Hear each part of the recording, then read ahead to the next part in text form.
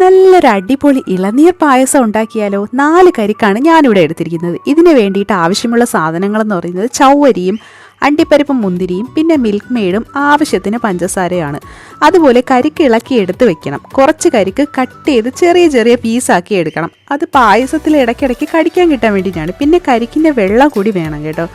ആദ്യം അതുപോലെ ഒരു ലിറ്റർ പാലും വേണം. ആദ്യം 1 ഗ്ലാസ് വെള്ളം തിളപ്പിക്കണം. തിളച്ച് വരുമ്പോഴത്തേക്ക് 1 ലിറ്റർ പാൽ ഒഴിച്ച് കൊടുക്കണം. പാല് നല്ല ചൂടായി വരുമ്പം നേരത്തെ നമ്മൾ എടുത്തു വെച്ച കരിക്കിൻ്റെ വെള്ളവും കൂടെ ചേർത്ത് മിക്സിയിൽ അടിച്ചതിൻ്റെ ഒരു മിശ്രിതം ഉണ്ടല്ലോ, അത് പാലിൽ ചേർത്ത് കൊടുക്കണം. എന്നിട്ട് നല്ല പോലെ ഇളക്കി കൊടുക്കണം. പിന്നെ നമ്മൾ നേരത്തെ വെച്ച മറ്റേ കരിക്കിൻ്റെ കഷ്ണം ഉണ്ടല്ലോ, അതും കൂടി ഇട്ട് കൊടുക്കണം. ഇതെല്ലാം കൂടി നല്ല പോലെ ഇളക്കിയെടുക്കണം.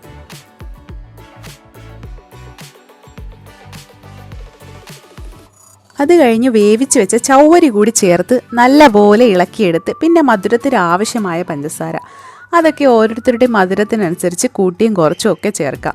ഇതെല്ലാം കൂടി ചേർത്തതിന് ശേഷം ഏലക്ക പൊടിച്ചതും കൂടി ചേർക്കണം ഒരു ഫ്ലേവറിന് വേണ്ടിയിട്ട്.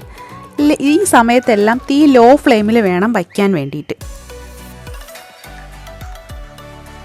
അടുത്തത് മിൽക്ക് മെയ്ഡാണ് ഒഴിച്ചു കൊടുക്കേണ്ടത്. മിൽക്ക് മെയ്ഡും കൂടെ ഒഴിച്ച് നല്ല പോലെ ഇളക്കിയെടുക്കണം.